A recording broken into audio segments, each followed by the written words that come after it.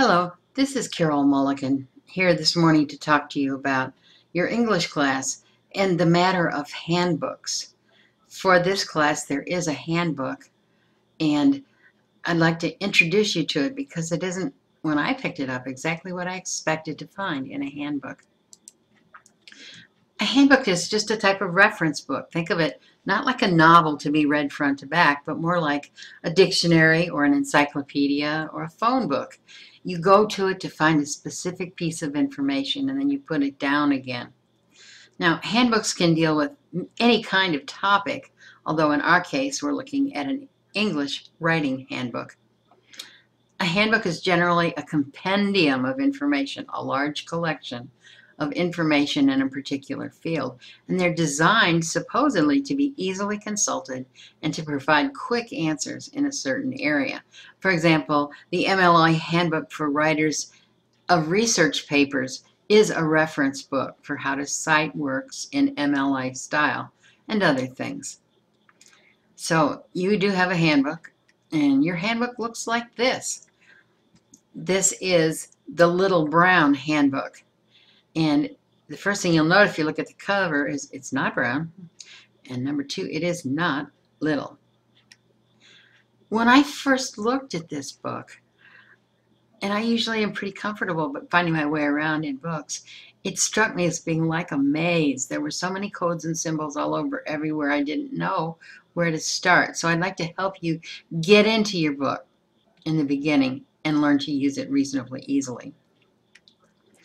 As I said, this book is not little, but it does have nearly everything you will want to know about writing college papers. And so I suggested you plan to keep it for all your future college classes because you will be continuing to write papers as long as you are in school.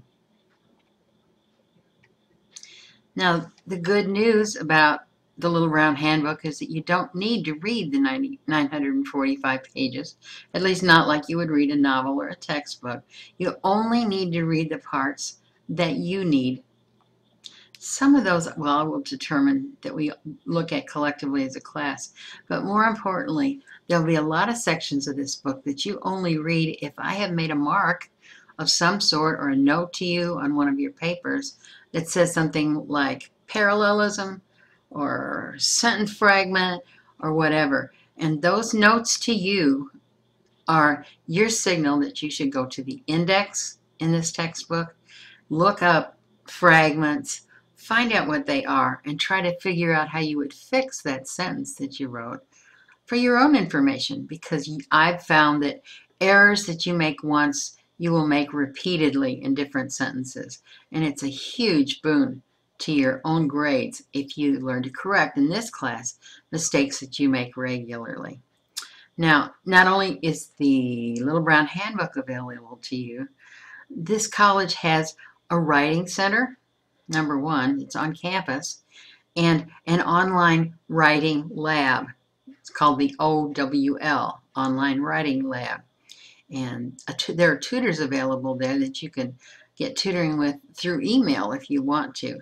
So it will be available to you. You should be aware of it and realize that if you're not getting it about sentence fragments, you can go to the online writing lab, you can go to the writing center, and you can go to other writing labs like the Purdue University has an online writing lab, an OWL.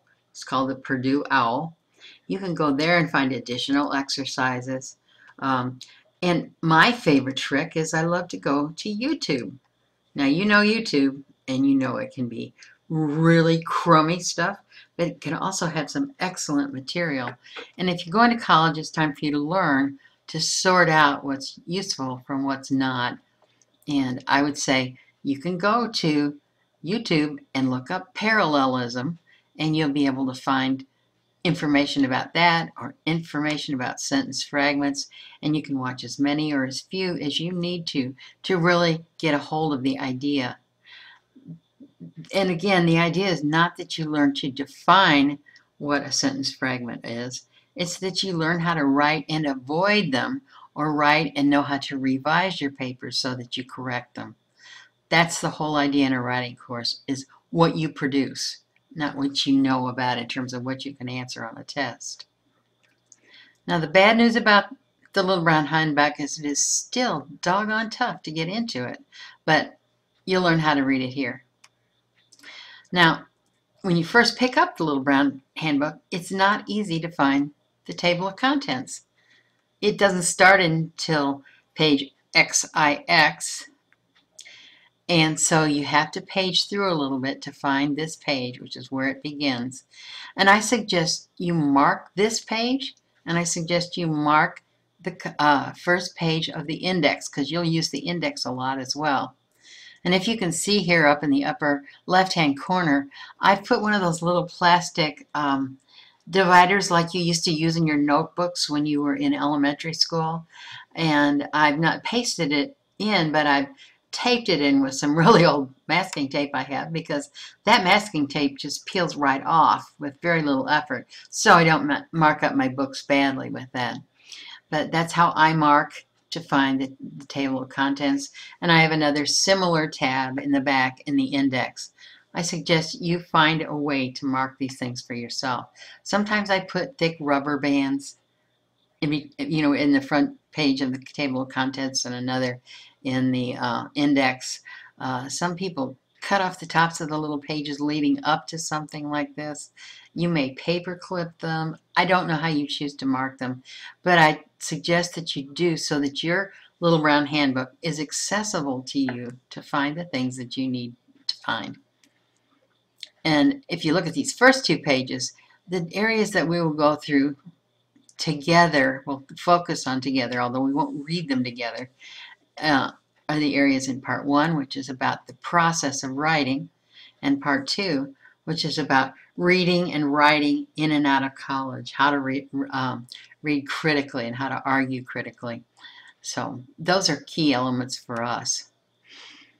Now, this is the back. Not all the way to the back. You'll notice it's not even like the last 2 pages. The little green marker on the side shows you, if you look at the binding, the opposite side of the binding, you'll be able to see where the green pages begin, and that's a way to get in if you don't want to mark up your book.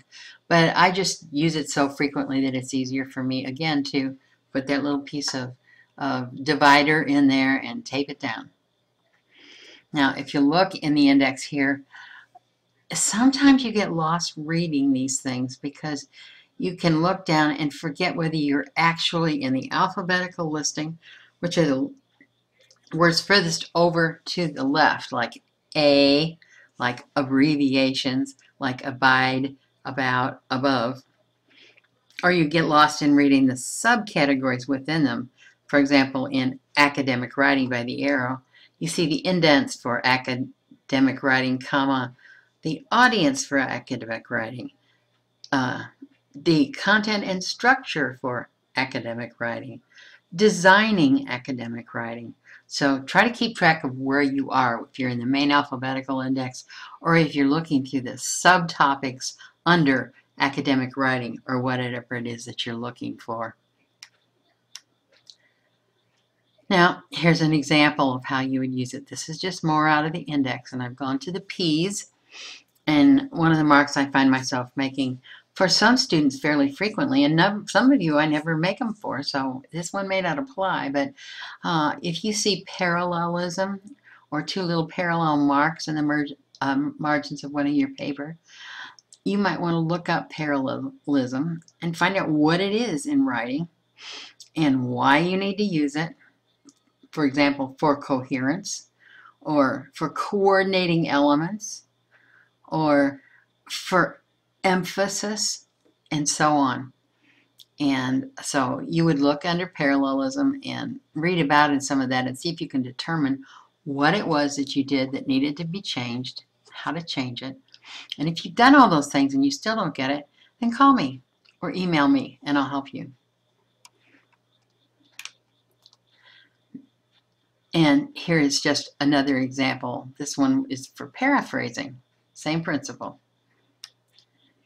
Now, if you open the front cover of your book, and this is what threw me, because this is what I opened up to first, and I saw all of this stuff with all these little marks like dev, dev, dev, paragraphs, arg, arg, and then another column and another column and another column. And it just threw me. It's like I was looking at the shelves in a grocery store in Italy and I couldn't read any of the things. I didn't know what dev meant or arg or any of these other things. So in a way, this is difficult to read, but in another way, it's good to understand because you'll notice each of the columns is like one of the chapters and they go in the same order. The first chapter is the process of writing, the second one, reading and writing in and out of college, and so on across the page. And so you can sort of find the area that may be what you're looking for, but I don't think for most students this is the best way to get into the book. I do want you to notice that in the upper right-hand corner on the inside cover of the book, it makes a note of what is in the e-text for this document and on the iPad version of the handbook. Now, those e-texts, those electronic tools, have little coded messages on them, and you can maybe see a little of them behind this gray screen. The e-text promises to be a really good tool for you. It will lead you to more videos and more audio files and examples and exercises, but this is a new process for the college using the e-learning version of this book, and I've not found it at all easy to get into. So because the course is short, I suggest that you buy the hard copy, and if you later want to get the e-text, then you're welcome to do that. But I wouldn't want you to be frustrated by not being able to get into what we're doing quickly if you're using the e-learning portion. And finally, you'll notice in that inside front cover that there are those little shorthands that don't necessarily make sense to you, like frag or parallelism or gram or emph. That's shorthand, and they're mostly the kinds of marks that teachers make in the margins, that editors make in the margins, that are suggesting either that you made an error or that there are things that you could do to do a better job of writing the piece that you've written. So, again, I'm not going to ask you to read through all this stuff, but if you start seeing marks like frag, then you'll know that that's something that you need to focus on. The grammar, the spelling, the punctuation, and the usage are all critical parts of writing, but we can't cover everything in the 10 weeks that we have. So I'm more than happy to help you with these individual subjects, but you're going to have to do some initial work for yourself. Finally, there is a section towards the back of the MLA, of the Little Brown Handbook, that focuses on how you use MLA documentation and formatting. MLA is short for Modern Language Association, and Modern Language Association style is what we use in the English classrooms because it's a modern language, obviously. You will be using this section in the back. You can see it's got a blue band at the top and little blue markers that will help you find it. It also in this book has similar chapters for several other kinds of style guides. If you're writing, for example, in science, you probably won't use the MLA style guide. If you're writing in psychology, you use the APA style guide, the American Psychological Association style guide. So all of those style guides are in this book, but this is the only one that you'll need to look at for this class. Whoops. And then finally, at the back, there are also a number of other ways to find useful information. And I can't see the page number on this, but somewhere there are useful lists and summaries. So, for example, if you're getting ready to write some research, you might want to review some of the content under research writing. You might want to review how do you find appropriate keywords in your searches, or how to schedule your time so that you get your research done on time. And then on the other side, what are the editing symbols that editors and professors may make in the comments of your paper? If you get a paper back and it says paragraph UN. You won't know what that means, but you can look up on this page and find out that the instructor is observing that that particular paragraph is not unified. It doesn't stay on the topic it said it was going to stay on throughout the paragraph. That's relatively easy to fix. You find the sentence or sentences that do not support the topic sentence, and you take them out and write around them. So that's a quick overview of the Little Brown Handbook, and I hope that it will help you to use this more in this class and in classes to come.